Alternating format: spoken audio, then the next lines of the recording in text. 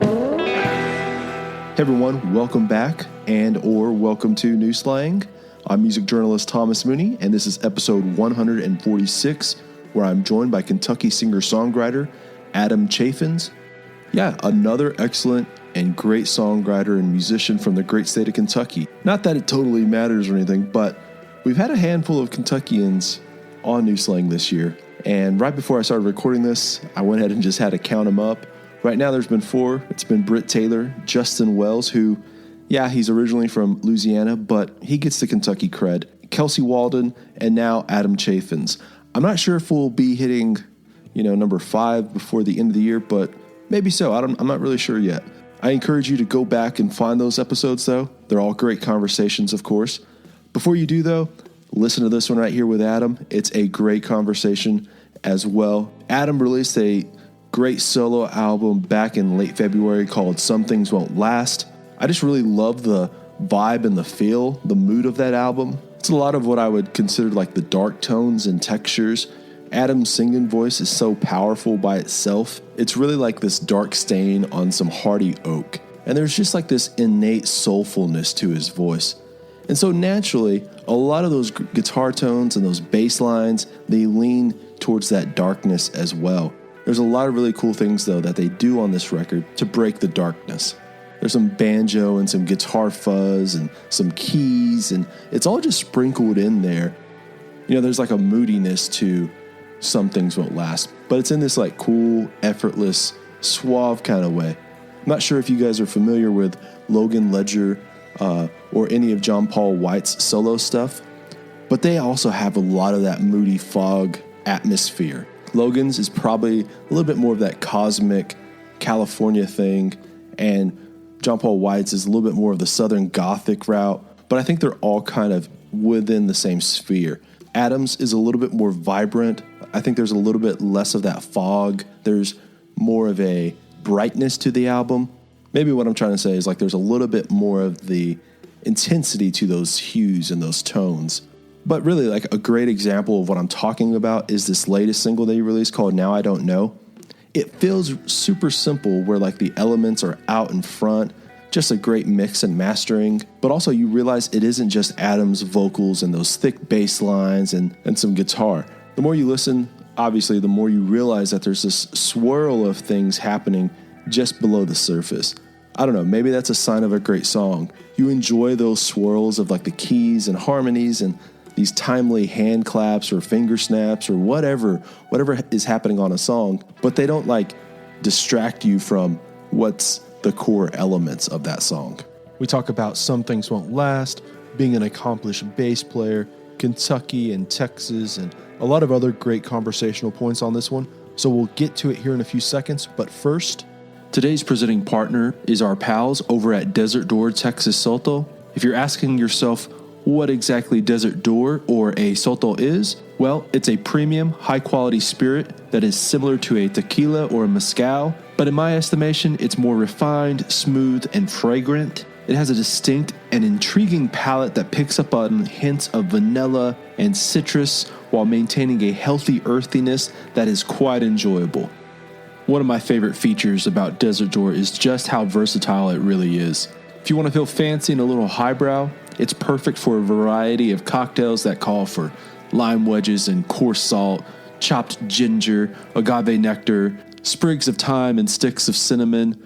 If you're down to muddle some fresh fruit, all that kind of stuff, it's perfect. It's great for experimentation and fine-tuning all of your mixologist skills. And then also, if you're a little bit more down home and casual, you got that denim jacket on. It's just perfect for those short and sweet, simple go-to favorites that hit the mark every time. I'm talking about ranch waters and Moscow mules and palomas and Mexican Coca-Cola with Desert Door. What I love so much about Desert Door is just how genuine and authentically West Texan they are as well. They go out and harvest Soto plants out in the wild and are aware and knowledgeable conservationists at heart. So next time you're at your neighborhood liquor store, get yourself a bottle of Desert Door. I'll throw a link into the show notes for more information. All right, let's get on into the interview. Here is Adam Chaffins. Yeah, I guess let's just go ahead and start off with talking about like the record that you put out earlier this year. Yeah, I kind of I'm assuming that you released it back in February. Some things won't last, and I'm assuming that you didn't really have this for your plans for 2020. What I guess like early on when you released it, like what were your initial plans set out for the year? Were you planning on just kind of being out on the road, or was it just more, I guess, going to be sticking closer to Nashville back then? Well, for sure, plans were to tour, and we were kind of as a newer artist, and all independently releasing music. Um, Still kind of putting all that together.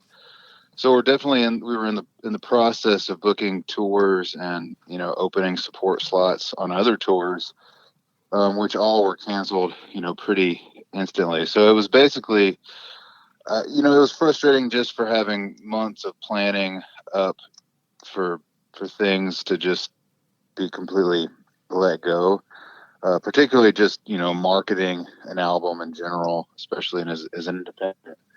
Um, and then how the year started to unfold, it definitely put things on hold um, as far as that you know album release development went. Yeah, this is like one of those weird things where I'm assuming like this can't necessarily be the case, and you can't really treat it like this. But was there like any part of you that just kind of has that regret of releasing it back in February, or is it one of those things you just that can't be part of the mindset at all? Yeah, I don't think it can be part of the mindset at all. The album actually it was a long time in the process. It took from the beginning of recording the Some Things Won't Last to putting it out. It was like a 3-year process. So in those 3 years, it always felt like release it now, let's release it now.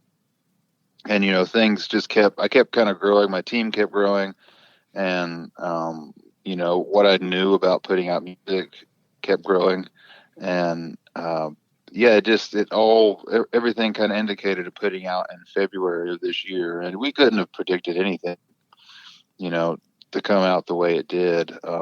So as far as just the creative process, I'm so glad that record is out in the world, and I would do it again, honestly, if it happened tomorrow. I would, you know, release that record when I did. Yeah, that's interesting. You say like it was like over the course of 3 years or so, because I think that like sonically it really matches and blends together so well. Oh, thank you. Yeah, it was a long process, and I think a lot of the blending and sonically it all coming together has a lot to do with Brandon Bell, who engineered and was a co-producer on the album. And he wasn't actually even when we started out making it. He wasn't even a part of the process. That all kind of happened when we ended up going to Southern Ground, Nashville, to record the project, and that's when Brandon jumped on board. And yeah, just down to mixing it, and pretty much all of it was recorded there. There were some things recorded remotely, overdubs here and there, and we tracked some other things that the first couple of songs we tracked at Petty Sound, which is a studio over in Berry Hill with John Nettie, who did some additional engineering on the early part of the album. And yeah, Brandon is just a genius, and we really match visions on how diverse I wanted an album to be, but also cohesive. And he's just so gifted at making kind of things come to life.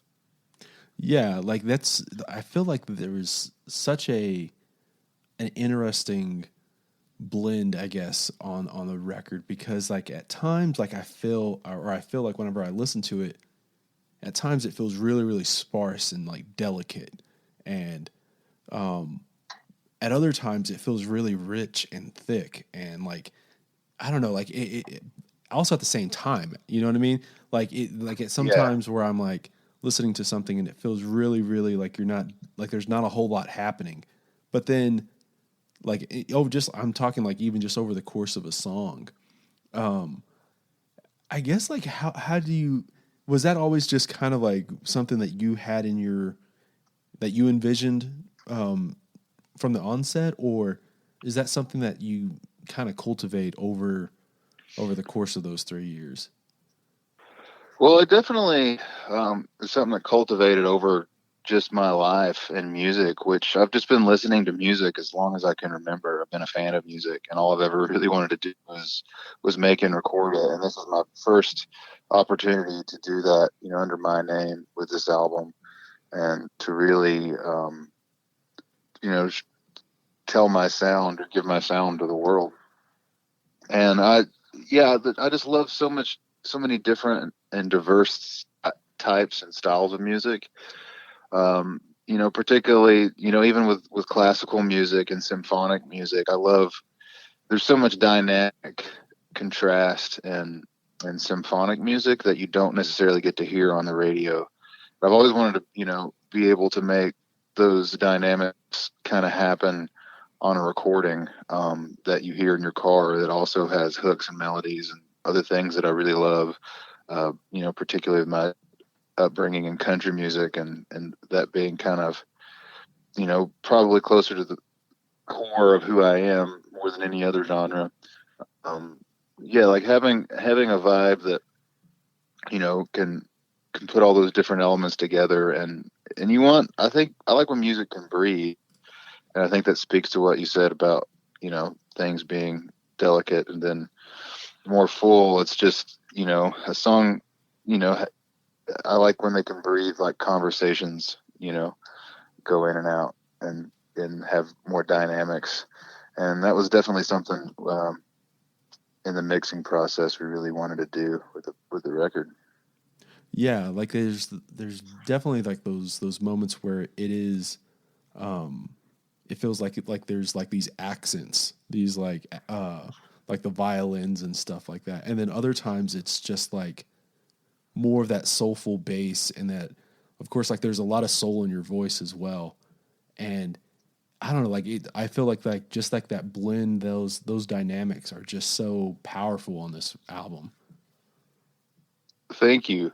That means a lot. I really appreciate you, hearing all that for sure.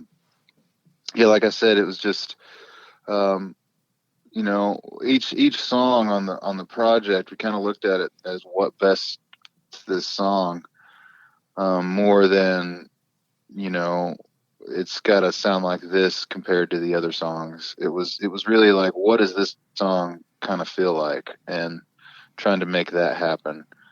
Um, and that's I think what made the character of the whole album come together. I think it has a lot of character because of that. Yeah. And I think one of the big I guess testaments to all that specifically is a song like the Keith Whitley cover. Like obviously like if you're going to cover I'm Over You, you really can't just do it exactly the same way that Keith Whitley did it because No. I mean there's already that version in like I don't care who you are, you're probably going to fall short. So when you do something like that, you have to come at it from a completely different angle and try and reinvent it and make it something totally your own. What I guess like first for starters, like what I'm sure like there's obviously like that Kentucky connection there, but like what uh what went into deciding that like A, you wanted to put this on the record, but then two, like, okay, we have to do something completely different that is like still identifiable in that song though. Yeah, well, it's interesting with that song. Like that's the songs has been with me so long to want to record.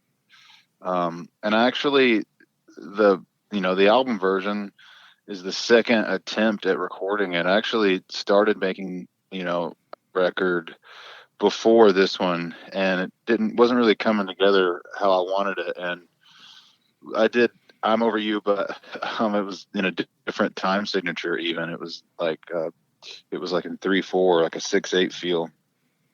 And I yeah, it felt almost too contrived doing it like that. And when we started working with Ethan Ballinger, who produced the record, it was like, well, let's just even this back out and not try to make it have a certain feel. It's just be what it is. And that whole recording, the studio version, tracking the bare bones of it, it was very just pure and raw is what we really wanted to try to do with that. And we found a program that we wanted, and the changes, the progressions that my arrangement have are just really kind of just came naturally.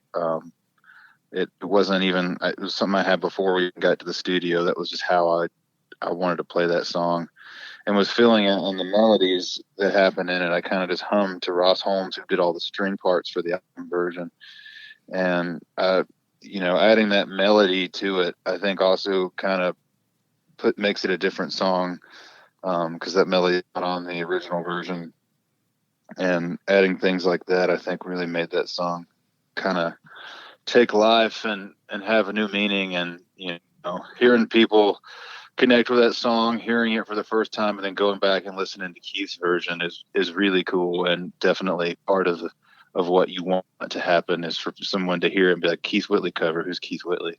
And then they go down the Keith Whitley rabbit hole like I did so many years ago in life, and to where I am today. That really is also a big part of what you want to happen, or at least what I wanted to happen when I did that song.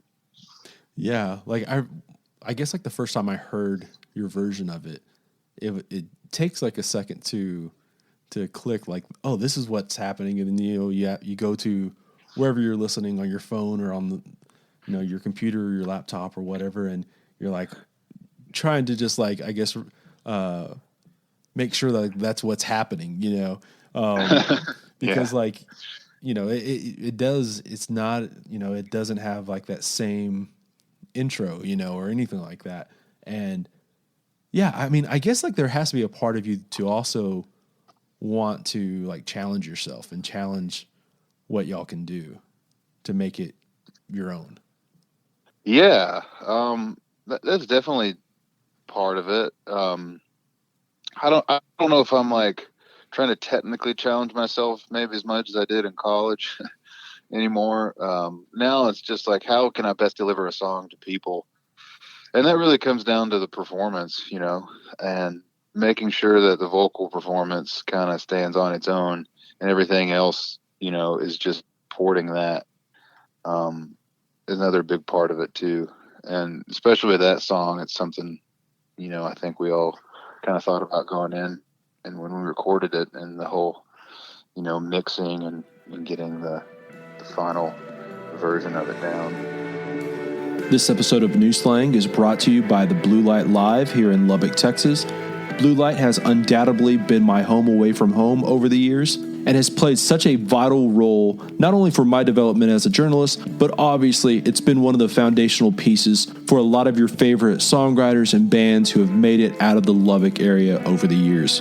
And of course, as a music venue, they've played such a pivotal role for a lot of your favorite bands just in general. One of my favorite parts about Blue Light is just how versatile the place can truly be. I've seen it crowded and rowdy on a Saturday night for a rock and roll band, and I've seen it dead still on a Wednesday when a legendary singer-songwriter rolls through town. What you should do is go over to bluelightlubbock.com and check out all the new merch they've added. Hats, t-shirts, both short and long sleeve. They also have hoodies and koozies, and just added some sweatshirts that are very much an homage to the college sweatshirt that John Belushi wore in Animal House. And then, of course, maybe the crown jewel of their new merch is the Varsity Club style jacket in blue satin. I got one the other day, and yeah, it's just one of my favorite things I own now. And yeah, I don't know, I just love it. Anyway, you can check out all of their new merch over at bluelightlubbock.com. As always, I'll throw a link into the show notes for easy access. Okay, let's get back to the show. Yeah.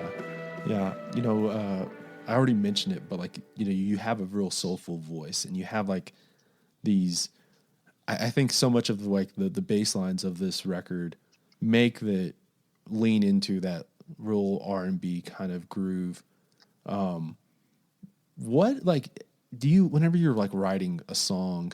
I mean, I guess a lot of people, if they are quote unquote like the singer songwriter in the traditional sense of having an acoustic guitar or like a piano or something, you kind of always just think of them writing it from that perspective.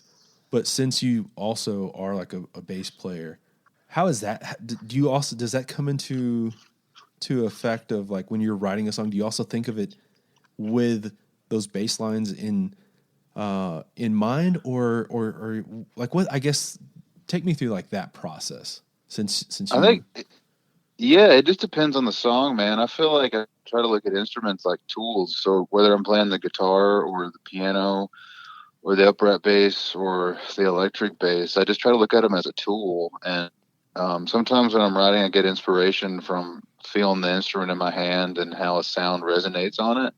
And that can spark a melody idea or a lyric. And, hopefully those two come together. That's usually works the best when that happens. And yeah, I don't really try to be specific about it at all. When I haven't. I've been fortunate that I've also had kind of a career as a session musician. In conjunction with everything else that I've done in music, I've been a session player, so I've made a lot of records, and I've always gone into those processes completely blank, and then you come out with like a fully painted picture. And I try to think the same way with when I write songs. It's like when it goes to the studio, um, a different thing's going to happen, and you can make anything kind of come to life in the studio. So sometimes I'll have a song and I'll have a very specific picture in my head of what I want it to look like and sound like and feel like, and down to the melodies, like the melody that you hear on "I'm Over You" is definitely something I had in my head, um, in the whole process of putting that arrangement together. So it really just happens like that. Like things kind of, come when they come, and I'm really not particular about how things lay out, per instrument or whatever. I think however the song comes out and the melody and the message of the song, however it comes out, it comes out. Most of the time, I feel like that happens with me and a guitar or on the piano or something like that. And then the bass kind of makes its way into it, with the exception of certain songs like "I Might Be Wrong" and "Making It Known." Those were definitely bass line driven first. And "Take It All Back," the bass line had a lot to do with how the melody laid as well from the record. Yeah, like I didn't know if like that was something that where I don't know, like maybe like you can't think of like you can't like paint an entire photo at once or like a painting at once. You know what I mean? Right, right. So like I didn't know if like if it was one of those things where if you thought about multiple instruments at once, it was like too overwhelming, and it kind of like gets in the way. It defeats the purpose of how you even start a song off.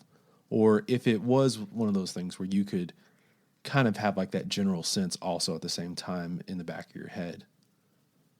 Yeah, and I'm sure that's always kind of happening, but I feel like my best general rule of thumb is like if a good song is a good song, however you hear it, however it comes out. It's like "I'm Over You" is just, it's a great song, and no matter, if you can, be a good performer, a good song will carry a long way over a bad one or a poorly written song or just something that doesn't really resonate with anyone. So I think at the core of it, it's like making sure, when it's just you and whatever instrument or voice that wrote the song, if that stands on its own, whatever else you do to it, can only add to those things.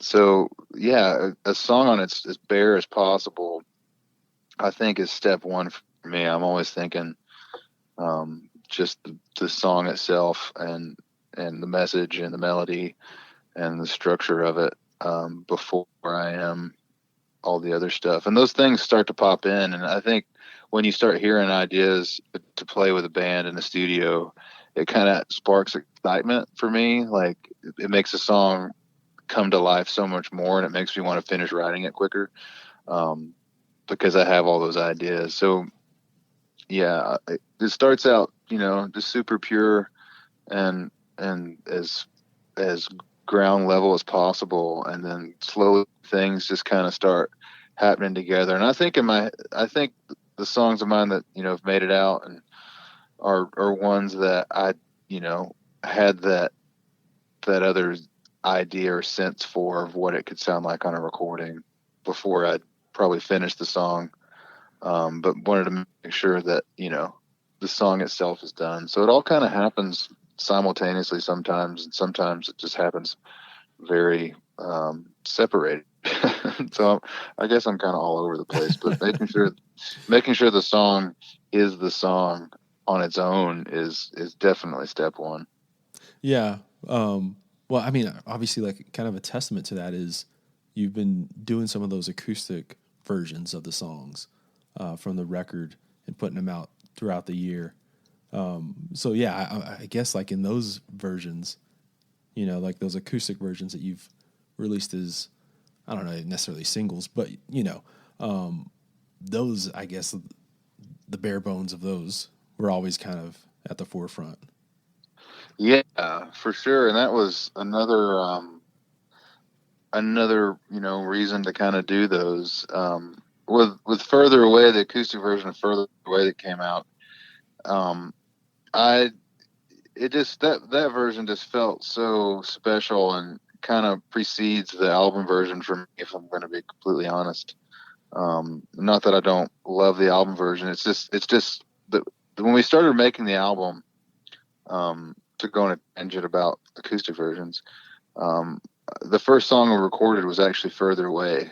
And then, the rest of the pieces started coming together. That song kind of didn't become the feature or focal point that it was to really bring the whole album together. And, ended up being the last song on the record and kind of a closing thought. But it just had so much more life and meaning when this year kind of started, developing.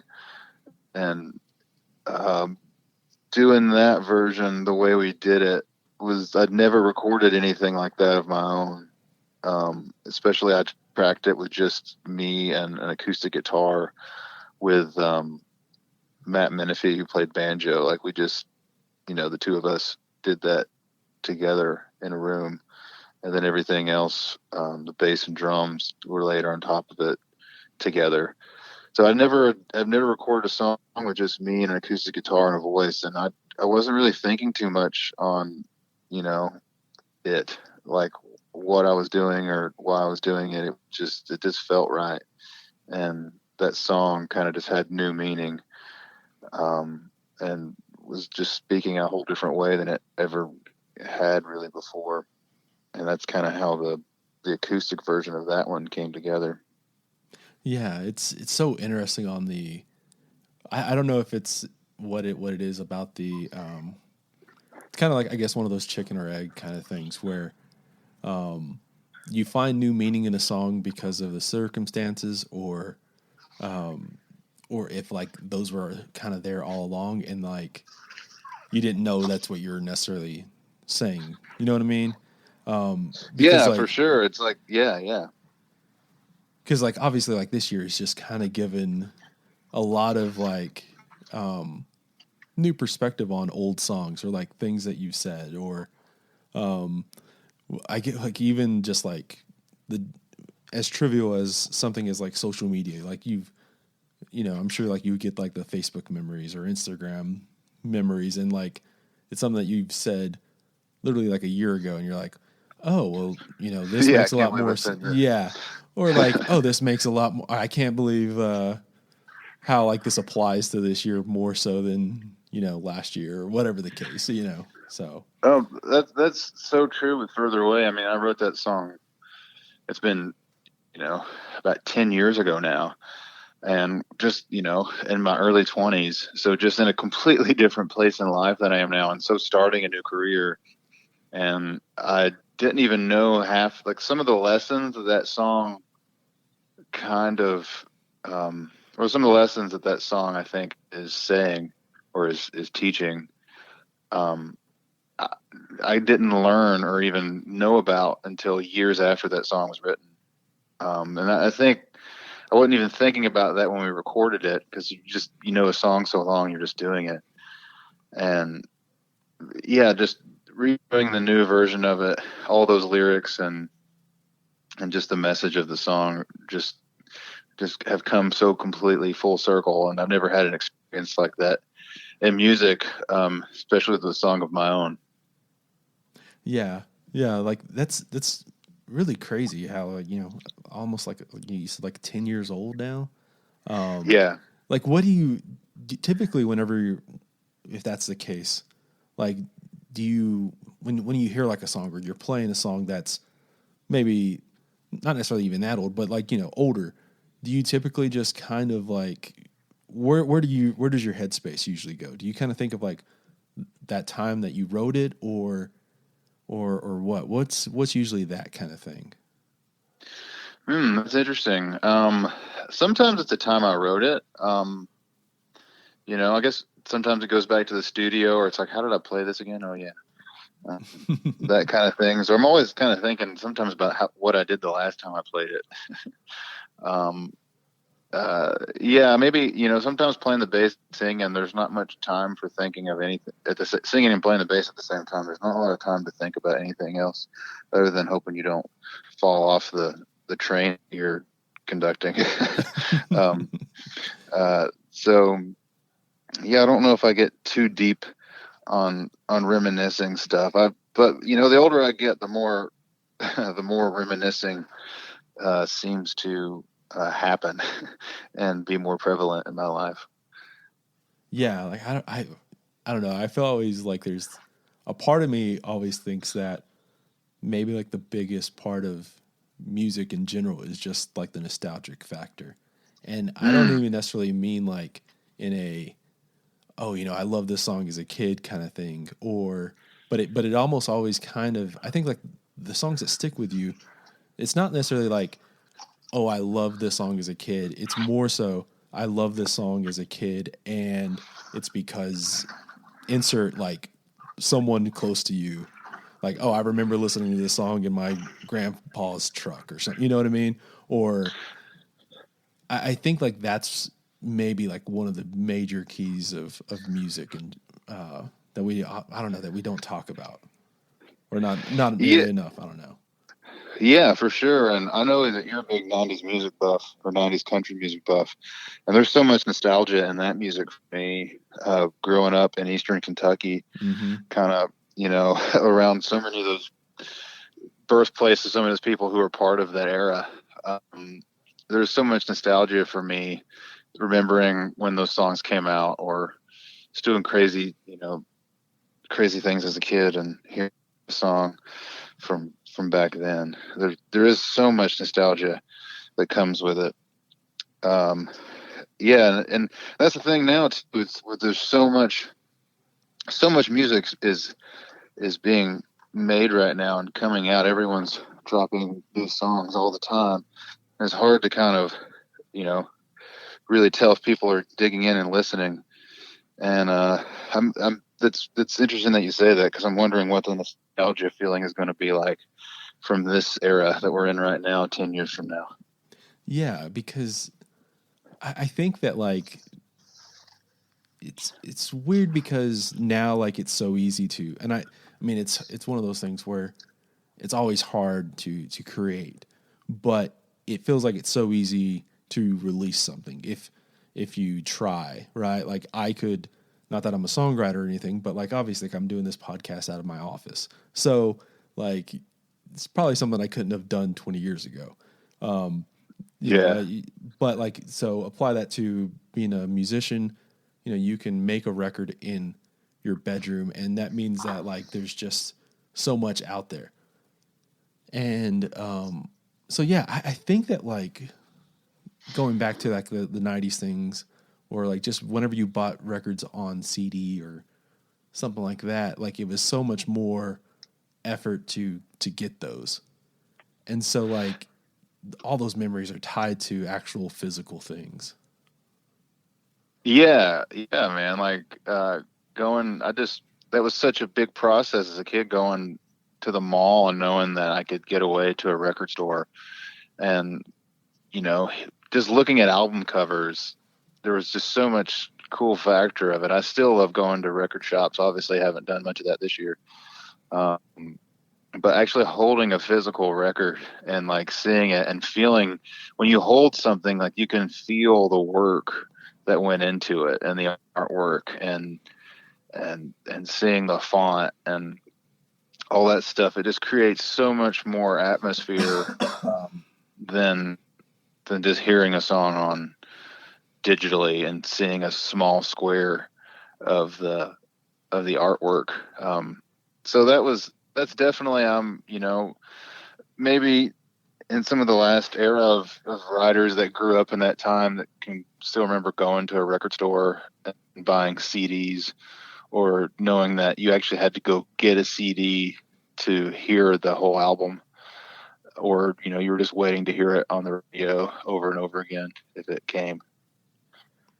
Yeah. You know what's weird is so like I guess like this week a lot of the kind of like the Spotify Wrapped and like I don't know what the iTunes version is, but like just where they kind of tell you, hey, this is like the top 5 that you listened to this year, and these are all the songs you listened to.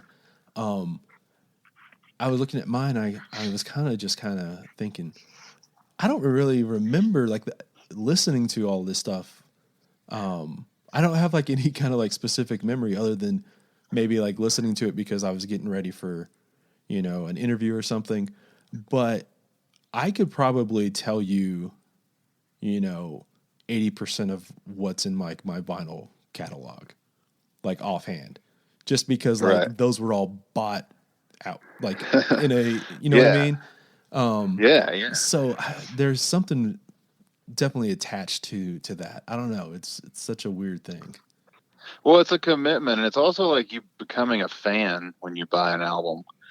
And there's many people who are fans of artists now, have been fans of them since the beginning, and they've probably never bought an actual physical piece of record from them because it's all available everywhere, streaming all the time. So yeah, there is that whole thing is gone now, and maybe that's a void that is still trying to be filled. As part of the listener fan experience goes with albums, and it never comes back. It's never music listening in the 1800s. You had to go to the theater and hear a band play it. Like that was it. Mm-hmm. And times before that, before the printing press, people couldn't even play the music at home. The printing press was like such a big thing. So the music industry is always evolving, and creativity is always changing based on those things. How we get people out to hear the stuff and how they can hear it. And that's always a part of it. And I'm not scared of that. I think it is one thing when you came coming from watching CMT as a kid and seeing like if someone's on CMT then they're a thing, and that's not always the case anymore. Not necessarily with CMT, they're awesome, but it's different. How artist discovery happens now is different, and I think that changes the creative process of how songs are made and put out into the world. Yeah. And I don't think there's anything wrong with that. I think you got to make music how you make music, and you can't. If people still want to do the old, the album format, you can still do it, and there's still people doing that, and it's still happening. It's still very prevalent, but releasing songs individually is, kind of the new horizon, it seems, in music. Yeah, it's one of those things where like I don't think this is what's going on now is not necessarily wrong. It's just different, like you said. What's funny though is like, I guess like kids these days. Like I have like a little brother who's 18. So what I don't think like he ever has really truly experienced like buyer's remorse when it comes to like getting a record, because like you know what I mean, like that, like again, like you mentioned commitment. It's like once you buy a Yeah. record, you kind of have to, like, you force yourself to listen to it and like it. Yeah, there's nothing worse than dropping $20 on something for a song you hear on the radio, and you're like, man, every other song on this thing stinks. Yeah. Remember, I mean, that's when you go to the used CD store and you sell your used CDs, and you try to buy new ones. There used to be a record store. I went to college for a semester at Bellarmine University in Louisville, Kentucky, and there used to be this amazing record store in Louisville called Ear Ecstasy, and I can't even tell you how many hours I've spent in that place, pretty much multiple days a week, just buying used CD because I was a college kid, and it was also a way to discover stuff too. Um, because you look in the discount bin, it's like, well, who's this? I've never heard of them, or oh, I've heard that guy's name before. I'm gonna buy this thing and check it out. That was just a more organic form of discovery that had so much to do with a lot of the artists who I'm heavily influenced by. That's how I found out about them, was from doing things like that. Yeah. It's also like, have you seen like Scott Pilgrim Against the World? No, have not. Okay, so I think it's like Scott Pilgrim Against the World. Yeah. Anyways, like it's based off of like a comic, and Michael Cera plays Scott Pilgrim, and it's kind of like about indie rock, and it's based in Toronto. And like, long story short, on the movie or the story is like Michael Cera's character Scott Pilgrim falls in love with this girl, and then he has to like defeat her boyfriends to like win her heart. And but it has like a lot of references to video games and music and stuff. And there's this one character, I can't think of what his name is, but he's the guy like at the party where he just knows everybody and he knows all the good songs and like all the good music. Almost always you knew that kind of guy, like when you were going to school. And if you didn't know that guy, maybe like you were that guy who just kind of knew like all the new bands that you're supposed to love. Yeah, I often think about that, like the small talk, with everything, not just with music, but with movies too. I mean, Mm-hmm. I remember certain movies releases would come out, and you were just quoting, like that Napoleon Dynamite movie. Like, how often like people were quoting that movie for like 2 years. Like, you just don't. That doesn't happen anymore. I don't think. Maybe it does. I kind of live out in the country now. Maybe I'm far removed, but I don't feel that like I used to. Yeah, like I know I'm still in this right here from. Are you familiar with Bill Simmons by chance? Like Bill Simmons, no. Yeah, well, okay, so he's like a sports writer, and I guess like more sports and pop culture now. But one of the things that he's talked about, I guess he's like 50. So one of the things he talked about was, or he talks about now still, is how people used to go watch movies in a theater and then go after seeing the movie, go to like a coffee shop or like a cafe or something and talk about the movie. And like how we don't have that anymore. Like now, like you don't necessarily go and watch, whatever show that was released to Netflix and then go and have a conversation about it with somebody. It's almost always just like on social media that you have that conversation. And yeah. I think that you can apply that to music though too, like talking about records or going and seeing a band and having a conversation afterwards about that show. There's less of that, I guess. Yeah, that whole process is different now, isn't it? I will say the thing that I think is happening now, and it's clear in country music that more people are listening to music right now. Actually, listen to music, and you can see the forms of music that are real, true art forms or song-based art forms are being discovered more now than they have been, and I'm hopeful that all this time apart that we've had will bring us together to want to have those discussions more and to be more, to talk about the things we like, and at a more intimate conversation. Just, oh, have you watched this show yet? Oh yeah, you just got to go watch it. Like, that seems to be the thing now. It's like, it's kind of like this, it's kind of like that. but no one really remembers characters anymore, but they're just watching, the show all the time.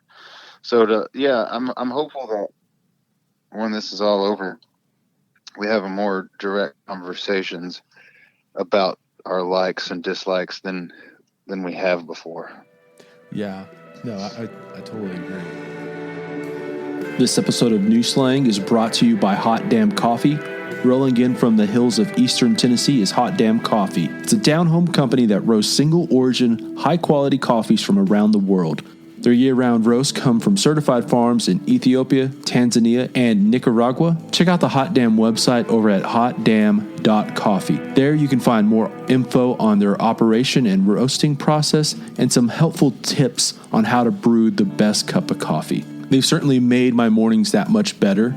And to be perfectly honest, I enjoy a nice cup of coffee at all hours of the day. Some of my favorites have been the Tanzanian pea berry in medium roast and the medium roast of Nicaraguan with the honey process. While there, check out their Hot Damn Coffee Club, which is a monthly subscription service. With the holiday season coming upon us, it's just really kind of the perfect gift. I don't care how difficult or easy a person is to shop for, they'll always be good with items like high quality coffee. And of course, right now, if you throw in the promo code SLANG in all caps, that's SLANG, you'll get 20% off your order. And if you're signing up for the Coffee Club subscription service, they'll take 20% off that first month and also throw in a bonus 8-ounce bag of their Nicaraguan coffee. Again, that's SLANG in all caps. Head over to hotdamn.coffee and sign up today. All right, let's get back to the episode. Now, obviously, I mentioned just a minute ago about how I talked with Kelsey Walden yesterday, and I want to ask you a couple of things that we talked about too, and that is obviously the Kentucky connection. What I want to see how your answers are similar and different. Oh, okay, cool. Well, for starters, it feels like obviously Kentucky has obviously always, given so much to American music as far as just being a fertile place where so much great music and great artistry has come from. But recently, just in these past, let's just say decade or so, there's been a lot of great artists who have come out. What is it like right now? Do you think that kind of, and it feels like you guys are all kind of, for lack of a better term, kind of banded together in a lot of ways. There's a lot of, I guess common ground as far as talking about each other and stuff. What is it, do you think right now that's making so many of y'all known and successful and all that kind of stuff? Well, to answer that kind of in two parts, to answer the part about banding together, I think that's just a Kentucky thing, man. There's no other place like it. I've been all over. I've been to pretty much every state except Hawaii, I think, at this point. And I've been to, lots of other countries, and there's nothing really like Kentucky in those regards. Everything is very family based. If you're from Kentucky, and you're in Texas and you meet someone else who's from Kentucky, I mean, it's just such a different connection. It's there's so much more family and kinship involved. And it's not as, especially Eastern Kentucky, it's a very loosely populated region, and people from there, it's if you're from there, it's and you meet someone somewhere else, or you see someone from that region doing something grand, it's a big accomplishment. And it's just, there's so much kind of family atmosphere, that same kind of family feelings that come in being from Kentucky.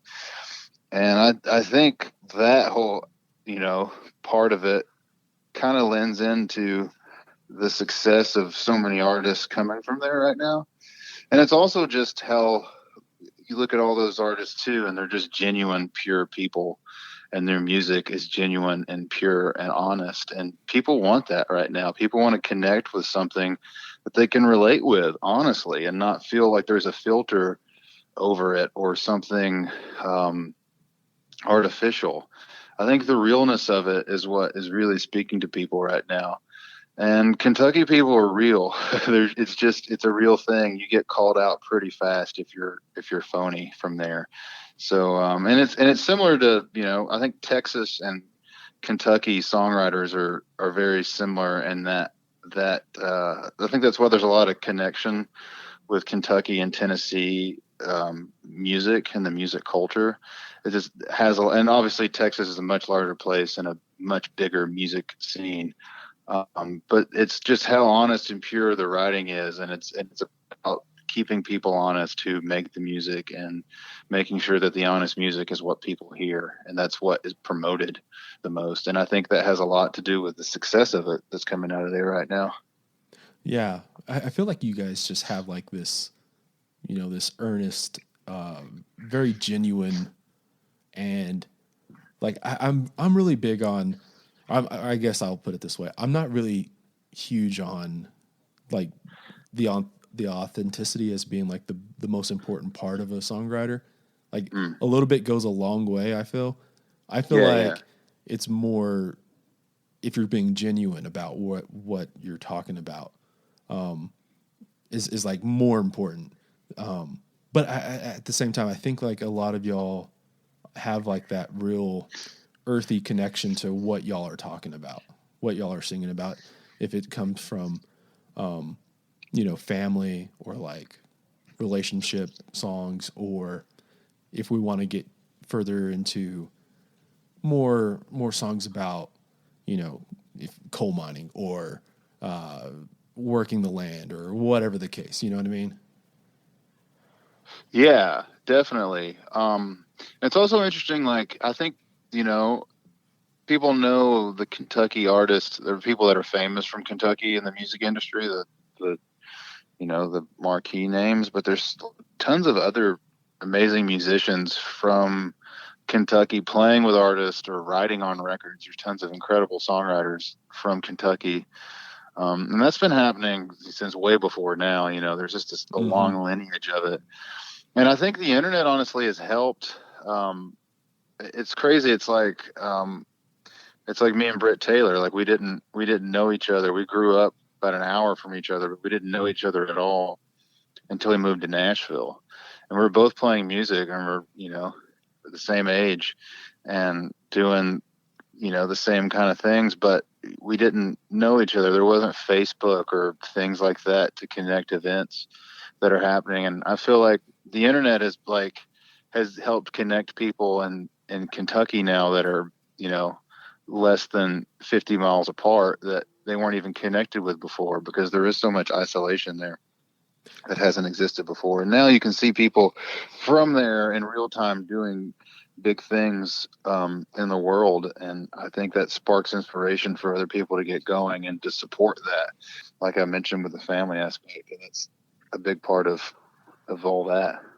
Yeah, yeah. I was one like I kind of figured it was also part of the when a place is very rural, you kind of just band together because, like, for example, here in Texas, or maybe it may also just be because I'm in Texas and I see Texas way closer up than Kentucky from afar, but it feels like here in Texas you can almost split Texas into these like 4 or 5, 6 different micro scenes, and they're all together, but you kind of know like these people are from the DFW area, or in even saying that, like I'm sure like people are going, no, I'm really Fort Worth and not Dallas at all, because those are 2 different places and 2 different kind of styles, but kind of like the more Houston thing, or like Stephenville or Austin or Lubbock, or maybe I don't know. Like, am I far off on when it comes to that to Kentucky? It just feels like it's more y'all are from Kentucky versus like specific. Like there's, I guess, like not like hard lines. Well, I mean, yeah, I would say that it's not as hard lined at all. But there's those different regions. I mean, it's like Kelsey's from Western Kentucky, and there's like it Mm-hmm. seems like there's kind of this this like Eastern Kentucky to me has always been kind of the focal spot. I mean, the county I grew up in, like Ricky Skaggs, Larry Cordell, um, and then just not far off from that is Keith Whitley, um, and Don Rigsby and Tyler Childers are all from where I grew up. So there's, Eastern Kentucky, I think, has kind of been more, you know, synonymous with that, but there's tons of people all over the state doing it. Kelsey is on the west side, and then SG Goodman's another one from that region, really making strides and making incredible music. So yeah, I think, like I said, everything's kind of being more connected, and there's just as much pride for the west side of the state in music as there is the east side. Yeah. Yeah. I guess like how like when you're growing up there, now I don't know, like did you come from like a musical family or Music was highly encouraged. I mean, my family loved music. It's the reason I fell for it so hard, especially country music. I grew up, going. My dad used to set up and sell at flea markets, so I used to love going with him because there would always be a music vendor. Like my early music, mm-hmm. store experience was at flea markets buying country music cassette tapes, from the 80s and 90s. So that was really my influence with my parents. I think they both could have been musicians had it been something they wanted to do. If they, really wanted to pick up an instrument or sing or do things, they're, they know what's happening musically most of the time. Yeah. The reason I ask is because, like, I guess growing up, how aware are you of like Kentucky kind of being a such a rich place for music? Because obviously, as identifiable as like bluegrass, and like it's just something that I obviously just kind of gravitate towards knowing it's a Kentucky Yeah. thing. Oh, it's very much a part of it. It's so very much a part of it. I mean, when you have, I had teachers in high school who talked about they went to school with Ricky Skaggs, and talked about his story. And it's like when you're a kid and you're aspiring to do the things I've been lucky to do now, when people are telling you these stories about, someone from a small place like you're from going out and doing it, it's a big encourager.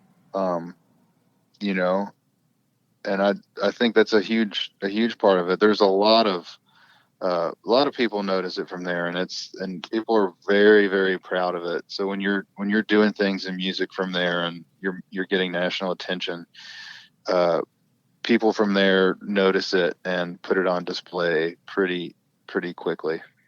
Mm-hmm. Yeah, like as I kind of what I told Kelsey was, I think that like that's, I guess like the success of people from the same place as you or around the same place as you.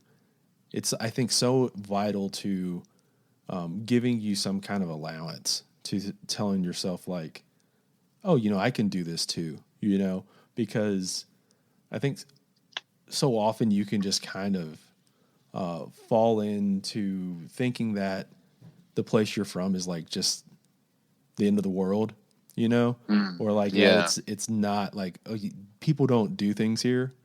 They go Hmm. they're from Hmm. you know big cities or like they're from the coast. That's where like all the important people are from, not like where I'm from. But then you do realize, oh, this person is from down the street, down the road, and kind of gives you some allowance.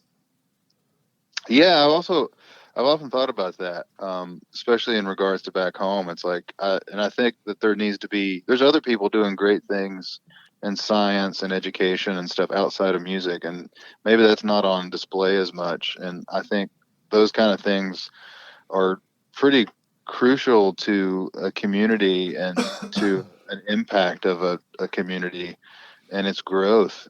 And yeah, I think people having pride in something and is a big part of the Kentucky culture as well, and down to our sports teams and everything.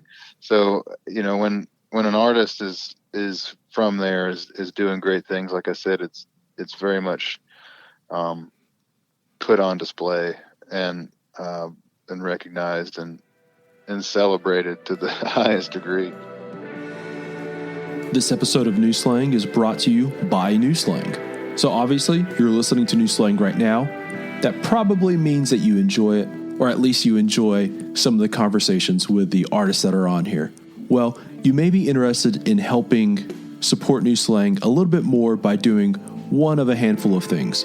One, stop by our New Slang merch store and order some merch.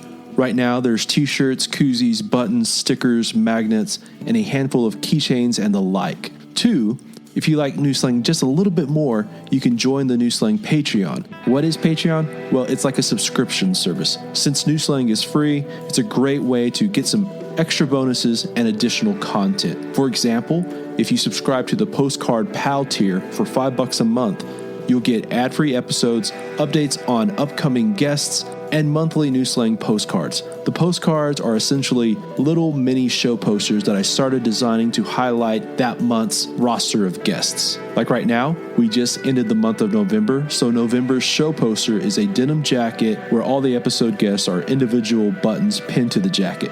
Right now, if you sign up for the Patreon, I'll go ahead and make sure you get all the back prints. Again, signing up for the New Slang Patreon or purchasing something from the New Slang merch store are great ways to help support New Slang. Another easy, simple way is to give us a 5-star review over on iTunes and share New Slang with all your friends and family who you think may enjoy New Slang. Links to both the Patreon and the merch store and all of our social media stuff is in the show notes. Okay, let's get back to the episode. Now, like, this is something I was just thinking about right now is, or actually I've kind of thought about this before, but I'm going to connect it with this thing. I feel like one of the big Kentucky things is to, I notice you guys like talk more. So like you're from whatever county versus like, Yeah. Instead of a city. Yeah. Yeah. Well, I think that like, where I'm connecting this to is, I think you saw a lot of like people talk, or I'll put it this way, the reemergence of like the regional album, talking about regional things, I think was really came back into vogue whenever Isbell released Southeastern, like because it felt like it was very much about Alabama and like his slice of Alabama, and I feel like after that, then you started seeing a lot more of these like slices of wherever, like it became like really cool to talk about the specifics of where you're from. Now I guess like I'm just connecting that to like the county thing. Do you think like there's some connection to that as far as like people kind of flocking to those ideas of like, oh, he's talking about specifics, you're singing about a specific place. You know what I'm saying? Does that make any sense? Yeah, I think that just speaks to the realness of it, like we were talking about, and what connects with people is how real things are. And when you can, when you can identify a character by name or a region by name in a song, that definitely,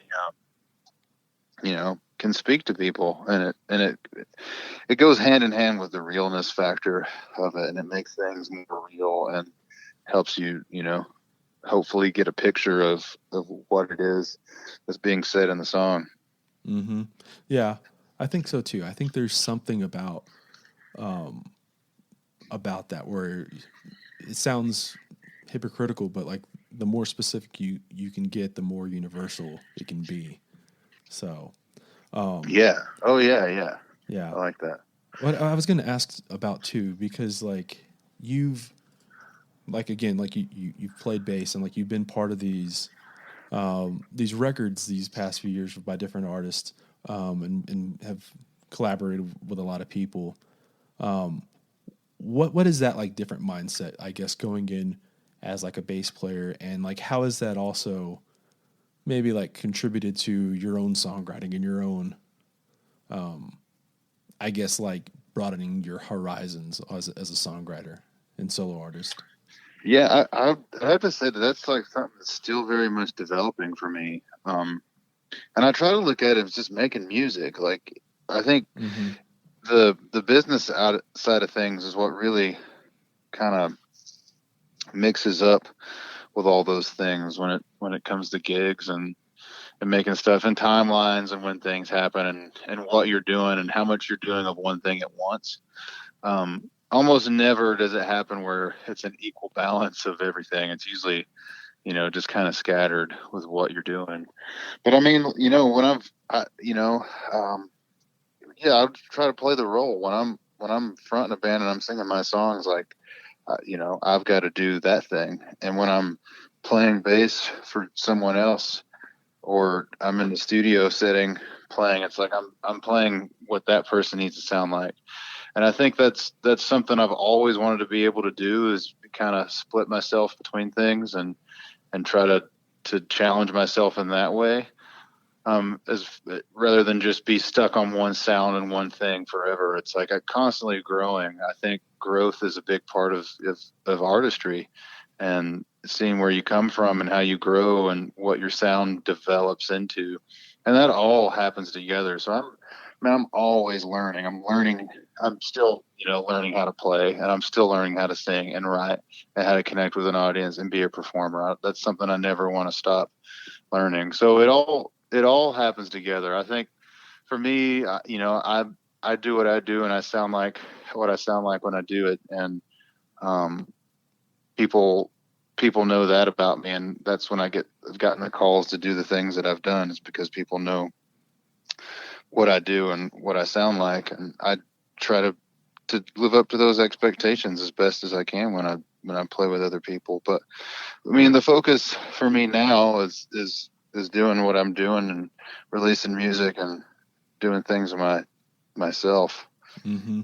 Yeah. How is like this past few like this year? How has it had any effect on like the way you write music, as far as like just because everyone has just so much more free time? What kind of changes have happened just because of Yeah, the? I mean, it's different. I definitely felt like I didn't know what to write or say in the beginning of all this. Mm-hmm. And I've been likely to be writing a lot now, and I've been co-writing a lot with some incredible writers, and that's been great. You can always learn when you do stuff like that. And yeah, I don't, I, I think it's interesting. I'm still marinating on that, the experience of putting out an album and the experience of this year. And we had the tornadoes that came through Nashville too, affected some people that I work with, and that all kind of happened, scrambling to help them when the thing happened. So there's just so much stuff that is just kind of all layered on, and it's definitely a part of the process. And I've definitely thinking about the next thing I'm putting out, and we just put out a song recently and wanting to put out more. So gathering all that right now, so that all of that is still very much in the process of development, so to speak. Yeah, yeah. It's one of those weird things where I think like early on we were all kind of just saying, oh, like, oh, well, there's all this free time, and of course, like you see a lot of people on social media going, oh man, there's going to be so many great records to come out of this, and like what do you need more than anything else as an artist? Oh, just some free time, and it's like, well, not necessarily like this. Like there's and just like Yeah. one huge chunk, it's maybe a little Well, overwhelming too. yeah, I mean, you got all this. The reason you have all this time off is because you can't go work and travel and do the things and share what it is that you do. So there is that on top of it. But I mean, I think that just comes down. Everyone reacts to things differently. Some people kind of thrive with that than Mm-hmm. others. But yeah, as far for me, as far as I go on that, I'm still very much in the processing stage of all of it with this year, and I've been writing a lot. I've had a lot of time to write songs and come up with new ideas and new sounds for me, and that's been great. And that's been putting out. Now I don't know, the single that just came out, and even the acoustic version of Further Away. That's not anything that I had planned on doing this year. So this year has definitely shaped my creative process now differently than it would have had the pandemic not been a thing. Yeah, yeah. Um, let's talk about like now I don't know. Let's end it on that. Like what you just mentioned, like you didn't necessarily have that in your 2020 plans. Um, to release. Like, how old was that song, and like how did it? I guess did you decide let's go ahead and get it out? Well, I recorded that song, or wrote that song with Adam Wright in 2019. So it was something, I had, and I Mm-hmm. didn't have necessarily any plans, just a song kind of in my, you know, stack of songs. But it was one that was sticking out for sure. And after, I wasn't sure how Further Away Acoustic was going to be accepted. When it came out, I didn't know if it was so tough. I was recording in a new studio called The Cabin that was, just built. It was the first song ever recorded in there, and some great things are happening there now with my friends Brandon Bell and Maddie Alger, who operate that space and own it. So there's just so much, uncertainty going into it. But once we got in there and started recording, it just, after so many weeks of just being stalled, it just was such a release to make happen. And then the reception of it was so well. It was just a lot of encouragement, honestly, to want to record and get back in the studio and keep doing what it is I want to do. And that's really what sparked going back into the studio and recording some more songs and releasing Now I Don't Know. Yeah. Yeah. I just, again, like that song, there's so much of that like soulful kind of R&B feel, I feel. And I just love just kind of how it is like really, I don't know. I keep on going back to like these words about like it being rich, but like also sparse. And I don't know. I just love like just kind of like the groove of that. Yeah, man. Well, I think, the space between things is just as important as Mm-hmm. the things that it's between. And yeah, always, like, space is just a big part of music. And yeah, I feel you on that. I love when tracks can come out that way and not just be like some big thick heap of sound or something. But things are all, out there and kind of 3D. I think of the mix of that song, and it's like wearing 3D glasses when you hear it. Everything. Brandon Bell, who mixed it, did a genius job, and Eric Kahn, independent mastering, did that. And those guys, just, I can explain what it is I'm thinking, and they just can do such a great job of making it happen. And that is definitely the case with Now I Don't Know. Yeah. Like it's, you're very right on how, it's so easy to just keep on adding stuff onto a song. And like now, obviously, like I'm not a musician and I've never, done anything like recording wise or anything, but I feel like I've been fortunate to kind of be from West Texas, where so many of the artists out here, one of my favorites, Terry Allen, just super, Oh yeah. just embraced space. Now, like part of it probably is just because of like there's a lot of space out here, and like there's just a lot of like probably he probably also used space just out of necessity, because of recording back in the day and just not having a huge budget or anything. But I think going forward, like it's taught me to appreciate space and like see it in a lot of songs.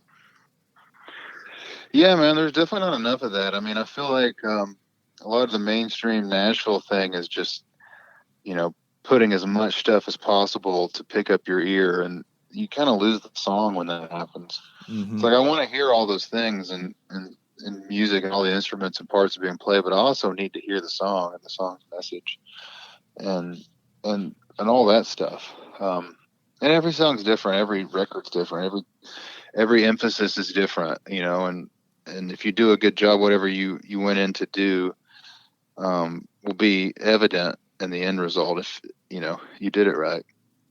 Yeah, no, I totally agree. And yeah, like I guess like one of my big old things is I just almost always all of my favorite music I'll listen to with just like a decent pair of headphones. I Hmm. find like Yeah. that, like listening that way, you're able to pick up on so much more stuff. And it's like that's literally like one of my favorite things to do is just like listen, hear the difference between wearing a good pair of headphones and like just having it on, just playing without headphones. You're able to just pick up so much more of like the intentional things that were put on a song. For sure, and that gets down to the mixing and mastering too. It's like as a bass player, you know, I want people to be like, so many people listen to music through cell phone speakers, Right, which yeah. are not designed properly for the bass. So, you know, that finding that blend, it also creates this challenge of, you know, making sure everything can be heard. And that's just so far out of just the performance of the part. I mean, the dealing with all that is a whole other level of stuff that I never would have conceptualized getting into music or, you know, starting out a career as a bass player, singer. It's just things you don't think about. And, but it's, you know, it's definitely a forefront thought and topic when I'm recording, is making sure that, you know, everyone will be able to hear this on whatever device it is that they listen to music properly. And I think that's, you know, a big part of the space you hear in songs. It's like we're thinking of that the whole way through.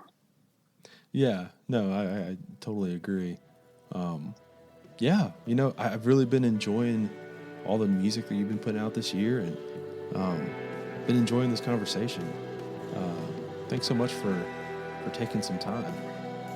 Man, I appreciate it. It's great to connect with you. I know I probably have some of the old same Texas buddies. It's been a while since I've got to spend a big, you know, chunk of time in the state of Texas, and I cannot wait to get down there and do that. Yeah, well, I miss it so much. You got to stop by Lubbock. So. All right, that is it for this one. Be sure to check out Some Things Won't Last by Adam Chaffins. Be sure to stop on over at the Patreon and the merch store. Go visit our presenting partners over at Desert Door, Hot Damn Coffee, and the Blue Light Live. Okay, I will see y'all later this week for more episodes of New Slang.